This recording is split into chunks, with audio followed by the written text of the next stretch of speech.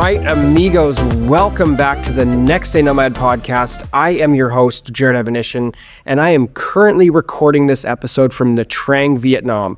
We have been in Nha Trang now for 3.5 weeks or so. We came here after a little bit of a pit stop to Singapore, Kuala Lumpur, and Johor Bahru in Malaysia. We had to do a bit of a visa run, so we left Vietnam to kind of renew our visa, and now we are back here for another 4 weeks or so. We leave, I believe, we're heading to Thailand around the 21st of June.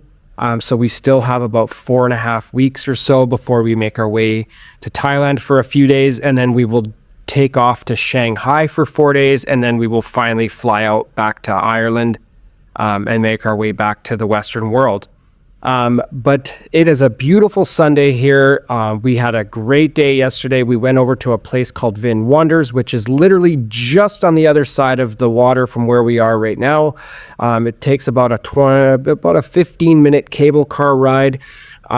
It's like the Disneyland of Nha Trang. It's called Vin Wonders. It's basically like an island. It's called Hon Island, and it's just a bunch of different resorts and then a massive theme park. It's got lots of shopping, but I absolutely loved it. You pay, I think it's like $38 to go across. You get access to the water park, the theme park, the zoo, the shows, all the stuff inside. So it's compared to what you will pay at Disney. I think it's like, I want to say it's like $250 to get in. Maybe it's $200. I'm not sure. I haven't been in a very long time. But one thing I would say is that this place is so big that it's never packed. We never had to wait in any line for anything. Yes, there might be small lineups, but nothing to the scale of waiting like hours just to get on a certain ride or a water slide. So it's pretty cool. It's very unique. You got a beautiful view of Nha Trang city skyline from across the water. And it's just a really, really unique experience. And alone, just for the cable car ride is really, really cool. We kind of did the cable car ride and midday and then came back at night where we got to see like the lights of the city skyline. It was absolutely breathtaking. So that's a little bit of an update for myself where things are at. I am going to have a behind the scenes behind the scenes video of Vin Wonders coming up on the YouTube channel shortly. Just have to get a couple more pieces together to put that in place. But stay tuned for that, the NextDay Nomad on YouTube. But mainly today, why I wanted to come on is I just really wanted to come on and talk about something that I've been kind of passionate about for a while. Because not too long ago, I was waking up before sunrise to commute that long commute through rain, winter, whatever it is that, commuting to the 9 to 5 grind. I would make that long commute in the cold, 5 in the morning, 6 in the morning, depending on where we were living. It was just a really, really mundane way to start the day, start the week, whatever it is. It just wasn't a really, really healthy environment. And I know there's a lot of people out there that are still doing that. And I applaud those people that have to do that, because at the end of the day, it does push our world forward in a lot of ways. But if you just feel like that's not for you, then you're going to want to listen to the message that I have for you today. Because like I said, not long ago, I was doing that exact same thing. So I want to talk about that feeling, because it really kind of put a tightness in my chest that, and made me realize that I don't think that I could do this anymore. And it was kind of my wake up call. So that's why this episode today is called Why You're Still Stuck in the Office and How You Can Escape It. And trust me, like, I know that feeling very well, twice over, 2 times over, because when I was doing the sales job or the 9 to 5 back in Manitoba before I started acting, I felt that same thing, that I had an urge and a desire for something more. Now, some people will say like, oh yeah, Jared, it's just you're lazy and you don't want to just, you think you're better than certain people or certain jobs. It's no, because I do really believe that you should be able to do what you desire to do. So for me, at the time, acting was my calling, but I think it was my calling because it was my way out of my hometown. It was a way for me to kind of expand my horizons, learn new skills, and just get comfortable being uncomfortable. which then obviously led me to doing this. And, this is another passion that I have. And podcasting, I don't think I would have ever done podcasting if it wasn't for my acting career. So I think everything kind of plays a part in those situations. So I look back and I'm very grateful for for my path that I've been on. So like I said, I know this feeling, I've lived it, but I want to paint a picture for you, because when I was back working in those traditional jobs, whether it was sales, restaurants, retail management, my hours were all over the place. When I was working, the pandemic, the superintendent position, doing COVID testing, even my acting industry, I always found myself having these moments where I felt like I was caged in to a version of myself that I didn't want to be, if that makes sense. I was doing the right things. I had income. I was doing well. I had a path, but I felt numb. I felt bored, and the worst part is that I thought that this was all normal to have these feelings, that, like you're driving to work and what, you do serve a purpose 100%. And I'm not saying that some people don't serve a purpose. I felt like I was serving a purpose, but I also just felt lost, because like Monday morning would hit and I'd be like dreading those, the long week ahead of me. Sunday would hit. And as you see from one of my posts that I did, a couple weeks ago about the Sunday scaries, well, I had those all the time. I would be dreading going to work Monday morning. So I think that's very normal. And I think we could, it's a way for us that we can use this as fuel to kind of get out. Because like I said, it's not always about the paycheck. It's about, your purpose and your feeling and your what you're providing. And if you feel happy with what you're doing, then great. But if you feel like you're meant for more, then that's totally fine. But like I said, I felt numb, and I felt like that this was normal. And so that's kind of where I want to begin today, and why you might still feel like you're stuck. Because you might be stuck because you've been taught to value security over freedom, to chase the paychecks over peace. A great paying job is great, but if you don't actually enjoy what you do, then are you really living life? I would say, and don't take offense to this, but I would say you're more existing than living, in my opinion. Because we've been handed this formula that we got to go to school, get a degree, get a job, climb that ladder, and then retire. But no one ever tells you how soul-crushing it is when you realize the ladder you're climbing is leaning against the wrong wall. It's leaning against someone else's wall, that you're making someone else be able to retire a lot sooner than you. Take that into consideration. You're building a career for yourself, but you're retiring somebody else early. Now, where's the fairness in that? Now, again, I also want to go back to the point where I'm saying everybody plays a part. Now, some people love that. But if you feel like this is not for you and you're in the wrong ladder, then that's totally fine. Some people are meant for that lifestyle, the corporate grind, the camaraderie of the office. By all means, those people are not listening to this podcast. So the people who are listening to this podcast are the ones looking for an escape. Like, I remember being in offices where people had been there for 15 to 20 years. And the highlight of their week was arguing over parking spots. Yes, parking spots. Like, I know I mentioned this on, I think it was maybe my very first episode of the pod.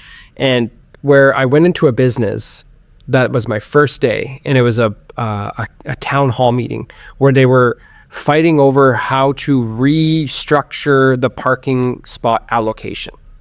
And I was dragged into it, and I couldn't get out of that fast enough. I couldn't have the ground swallow me up fast enough, because I thought that it was just like, this is the highlight of the people's day. Like they love to bitch and complain about this type of stuff. And yes, some people it was important because some of them had ailments, all that kind of stuff. By all means, let's just give them the one close to the door. But they asked what my opinion was. I'm like, shit, I'll park on the street. I don't give a shit. I got better things to do. And it was the day that I decided that I was leaving. That was my first day, and it was the day where I decided that I was leaving, and 9 months later I was gone. I had made a decision that day that I was leaving back to Vancouver to go really give it my all in acting, and that was it for me. So that wasn't for me. It wasn't dramatic.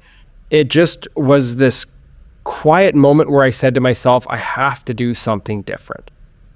But here's the thing. Escaping the office isn't just leaving your job. It's about changing the mindset. And like I would say, that the mindset shift happens in so many different ways. And I think for me, I've always been the person to always be evolving into something new and something different. Because someone else's needs might not be your needs, but you have to give yourself permission to live on your terms. You're going to build because if you don't, you're just going to build this new cage somewhere else. So what did I do to escape? It didn't happen overnight. It actually happened twice. And I obviously mentioned the acting and leaving my hometown for Vancouver, British Columbia to pursue acting. That was step number one, where I learned a lot of new skills that led me to this today. But they got to a point where I outgrew the acting world, not in the sense that I was too good for it or I had too much success, because I didn't actually have the success that I actually wanted, but I just realized that I was putting my energy into the wrong things, because what I really wanted was ultimate freedom, to be able to live and go wherever I wanted. So it didn't happen overnight. It happened twice that led me to here. And when I realized I wanted something different, I didn't have a roadmap, but I knew I had to build a skill set to give me that leverage. So for me, it was the use of my communication skills that I leaned into recruiting, started learning that industry from scratch, and took a commission-only role and bet on myself. That's the biggest thing, is I was willing to bet on myself because my desire to get to that point, that's all that mattered. I was willing to do whatever it took to get there. And that was the mindset shift for me, is that no matter what I was going through, I was going to make it happen. Did it happen on the schedule that I wanted? Not necessarily. There was 100% some setbacks, but that's fine. I was grinding. I was still working in the restaurants. I was even still auditioning. But ultimately, the thing that was getting me there was the skill set that I was learning in recruiting. It was teaching me so much more about myself than any job that I'd had in the last 10 years. Was it risky? Yeah, 100%. It was scary. But I knew the real risk was actually staying in a life that I didn't feel inspired by anymore. So at the same time, my wife and I, which we weren't married at the time, we started getting serious about what we wanted. We sat down weekly and talked about our goals. Okay, what do we want to do?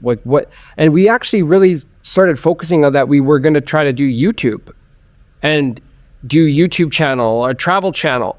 But you don't just start a YouTube channel and start making money. You really have to put a lot of work into it. Well, what can we do online to work ordinary jobs that were remote? And I was applying for everything, in recruitment to sales, absolutely anything. And that's when I learned real fast that remote work isn't necessarily remote work. You got a little bit of a handcuff to you as well. So, but what we did is we created a vision board. We made decisions based on one question: does this move us closer to our dream? And if the answer was no, it didn't make the cut. We cut out so many different things.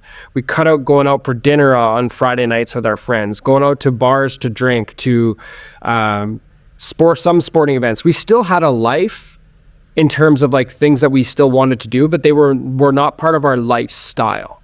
Our lifestyle was like, hey, like we need to have the mindset. So in order to have a proper mindset, we started studying people like Ed Millett and other podcasters, that what they were doing on a day-to-day basis was morning routine, focusing all these things. One of the guys that I felt very inspired by, and you probably know him on social media, is Kaylor Betts. He's actually my life coach now, but I found him on social media and all the things that he was doing during the pandemic to kind of awaken people, wake people up to the new normal of what life should be like.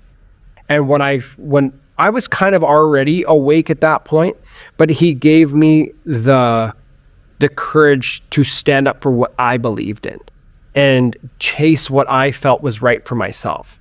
So I give him a lot of credit. And I know Kaylor very well now, to the point where, I've been introduced to a whole community of people that are doing the same thing. So the biggest thing was it worth it? Does it lead you to where you want to go? If it doesn't, then it doesn't make the cut. I talk about downsizing. We downsized our apartment 4 times before we actually made the move, because as humans, we have a tendency to hold on to things for comfort. But again, if you want to leave, you can't just pack up all your things into a large storage container. I mean, you can, but you just got this weight lift, anchoring you back here. We knew that we wanted to go for a very long time. So we made that decision. Let's downsize. So when we actually left Vancouver, the only things that we took with us was literally everything that fit into our SUV. And we don't drive a big SUV. It's like a mid-size SUV.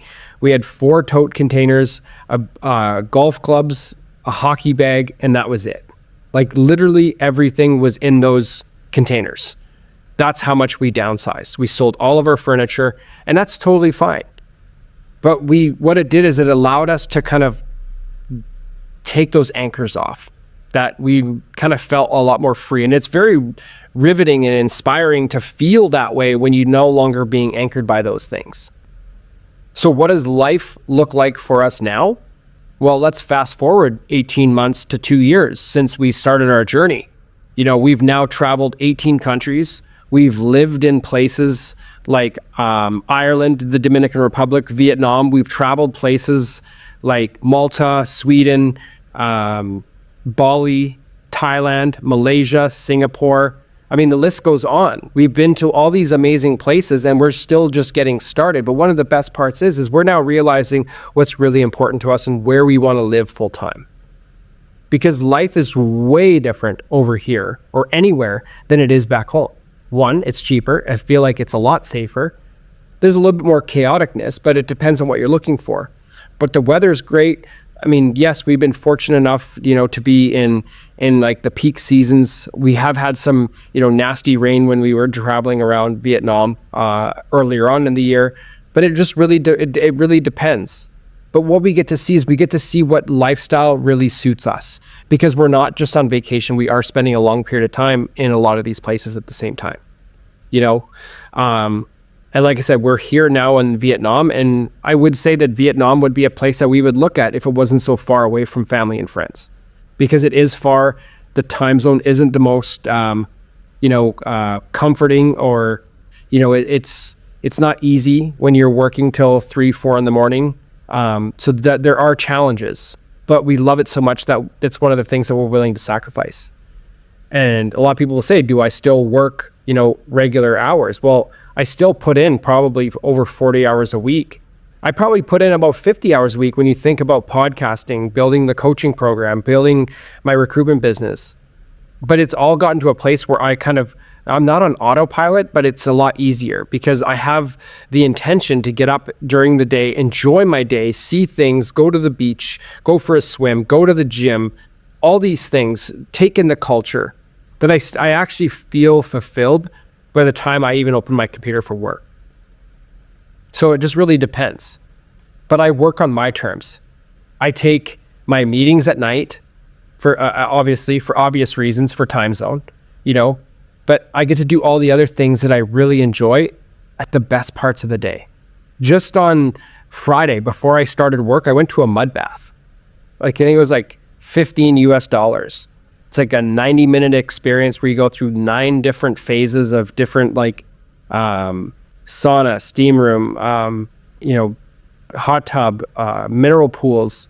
But it starts off with going and sitting in a mud bath for 25 minutes, and then you get all these other relaxation things. So it really depends on what you're looking for. So I get to do all those things because I work nights, because those things are open during in the evening, but I get to enjoy all those things on a day-to-day basis whenever I want.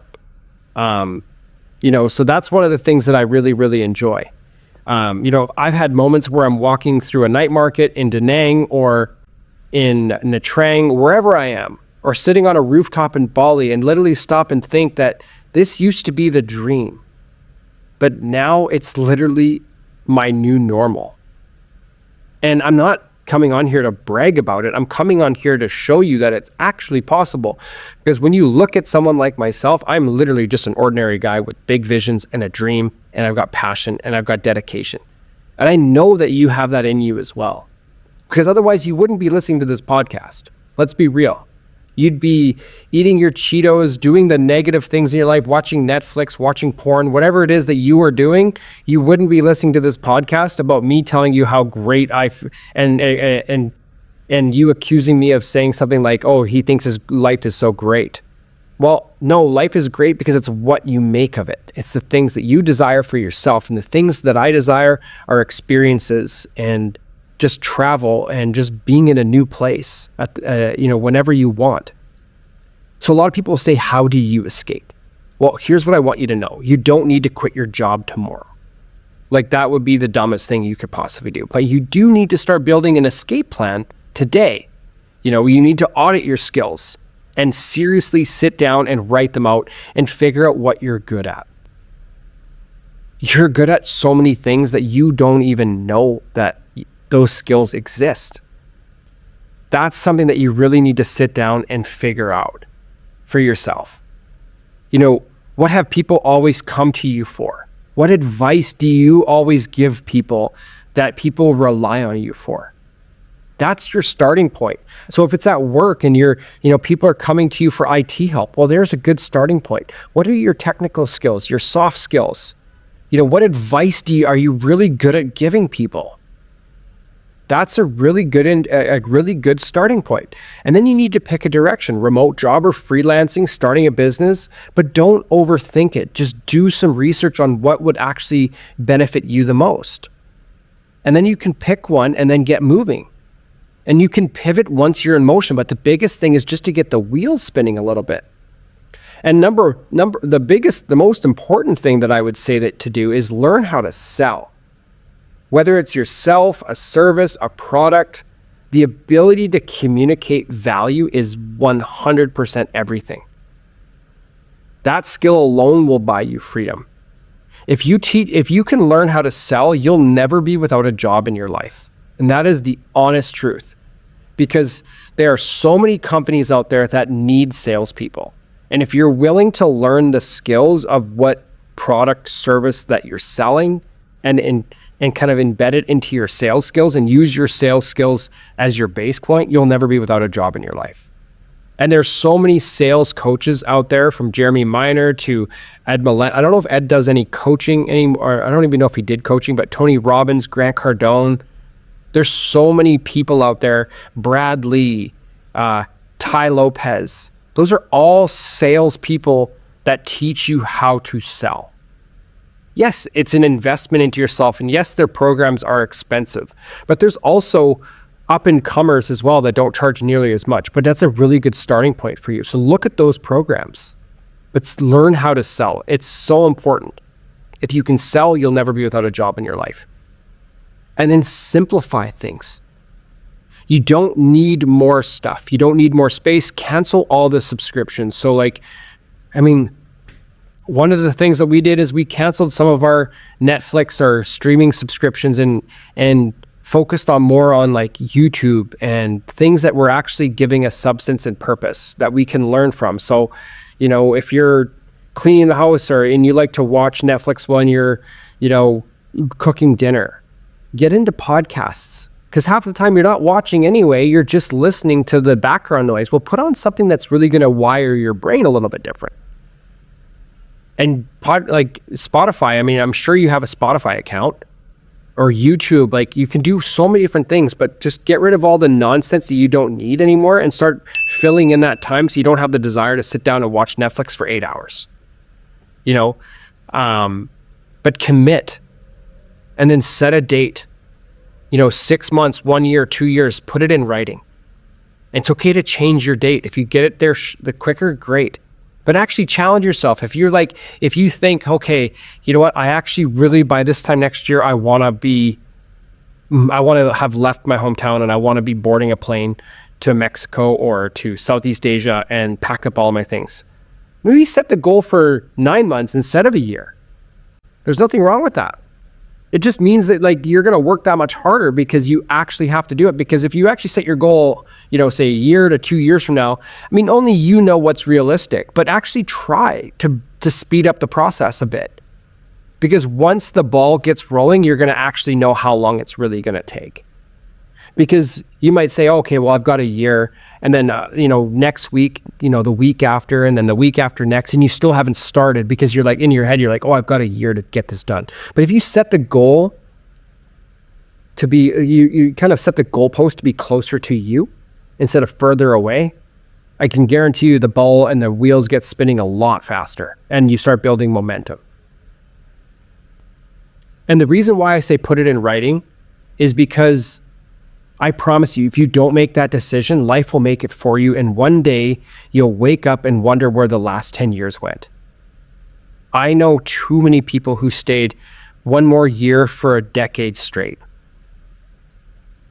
I know people in Vancouver. I know people in my hometown. I know people in my home province. I've met so many people who have just said that, oh, I'll do this next year. Oh, I'll do this next year. I'll do this next year. And it doesn't mean that next year, what they're doing is, it can be anything. It doesn't have to be even digital nomading. It could be anything, starting a business, changing your job, getting out of your relationship, all these different things. But it's committing, actually doing the thing and getting there. Once you start, the wheels will be in motion, and all you need to do is just keep going, and things will just kind of happen. Because I'm sorry, but 10 years is a long time to just sit back and wait for something to happen. I'm not here to sell you the dream. I'm here to tell you that it's real, but it comes with responsibility. So if you want to escape the office life and live a life remote as a digital nomad or an expat, or like 100% just like pack up your things and leave the country for good. There's nothing wrong with that, but it comes with responsibility. You're going to have to unlearn everything that made you play it safe, because we have been conditioned to play it safe our whole life. Get a good job, get those vacation, get your 401k or your RSP, whatever it is that you have in your country. That's what they say playing it safe is. But playing it safe is boring. It's not, you're living someone else's dream. You're making someone else wealthy. You're someone else's retirement plan. But start looking at it on the other lens that you can do it for yourself. We are heading down a path where, consulting businesses have so much potential going forward. So be part of that. Take what's yours. Stop playing it safe. Live for once. Bet on yourself. When you bet on yourself, the sky's the limit. There's going to be challenges, 100%. You're going to fall flat on your face. There's nothing wrong with that. But that's the beauty of it. If I gave up every time that I fell flat on my face, I'd be still probably selling shoes at Aldo in Brandon, Manitoba. But I took a risk multiple times. I mean, I've got to live out some of those cool dreams, being on set of a big show. I got to take that risk. I got to meet some cool people. But it all started with me making decisions. So stop playing it safe and actually just go out and just do it. Just fucking do it. Like that, there's no way around it. So if you're listening to this and you've been in a place that you want more and you keep talking yourself out of it, then maybe try this. Go to the link in the show notes below. I have a course called The Mindset to Momentum. It's a free program that is 7 to 14 days. I recommend doing the 14 days. It's really going to challenge you. The step number 1 is all about mindset. It's getting and rewiring your brain, building a dream life through vision boarding, manifestation, mindset work, daily affirmations, from a negative affirmation, how you can rewire it to a positive affirmation. And then step number 2 is you're going to go through a skills assessment, a passions assessment, a hobbies assessment, and an interest assessment. And you're going to combine all those things and figure out what it is that you're good at from all the jobs and hobbies that you've done in your life. And then what you're going to do in step number 3 is you're going to align those with the top 10 online service-based businesses that are currently making money in 2025. So what you're going to do is you're going to then be able to see and cross-reference what skills are needed for each of those businesses and what you already have. And if your passion or your hobby can be intertwined into that business. So for example, you might love horses or something like that, and you might decide, hey, virtual assisting kind of looks cool, and you could be a virtual assistant for maybe like an equestrian company. Like that's how simple it is. It's really not rocket science, but it's placing yourself in an area that you can then decide, hey, can I do this? Can I implement this? And if you can, then you're already like 4 steps ahead of the game. So it's like I said, it's a free course. Head down to the show notes below. You will not regret doing this. Like the amount of people that I see starting this and don't finish it, it's meant to be fucking hard. So it is going to be challenging. I want you to realize that this is it is a challenging thing, but to be quite honest with you, it's free. You have nothing, you don't have a financial commitment to it, but at least it'll get the ball started to see what's out there for you. Like I know people in these 10 online service-based businesses that are crushing 6 figures a year. Like crushing 6 figures. A lot of them are in the coaching business. Some of them are in the virtual assisting business. Some of them are in the social media business. There's so many different avenues that you can go to, but the biggest thing is just these people have, and I've spoken to these people, some of them have been on my podcast, and they all say the same thing. They just had to start. You have to embrace sucking at the beginning. You're going to suck. Like you're going to be brutal. I hate to say it, but you're going to suck, but that's the best part, because then you're going to see the growth, and you're going to get better, and you're going to get better, and you're going to get better. That doesn't matter, because at the end of the day, it's all about, where you want to get to. And if you can see the ball, the kind of the wheels spinning and the balls rolling down the hill, well, I think that's what life is all about. And that's what your career should be all about. So definitely give that a go. It's, like I said, it's free. There's no commitment to it. So like I said, it's in the show notes below, the Mindset to Momentum in the NextDay Nomad Academy. But I want you to remember this too. Like, don't negotiate with yourself and say like, you'll get started tomorrow, or I'll do this one tomorrow. Because like I said, that tomorrow will turn into 10 years. And you would be amazed what's waiting for you on the other side of discipline. So if this episode resonated with you, please share this with somebody you think it could resonate with them. Let's build this movement. Let's build it together. Let's get people excited about what it is out there for them, and let's change people's lives. Share this podcast with them, and please like and subscribe, comment, DM me the word freedom, and let's start getting conversations happening. All the information is down below. If you can't find it into the show notes, then just remember, you can go to my Instagram. It's in the link in the bio as well. That's all I got for you guys. Remember, be brave, be bold, and we'll see you on the road. Cheers.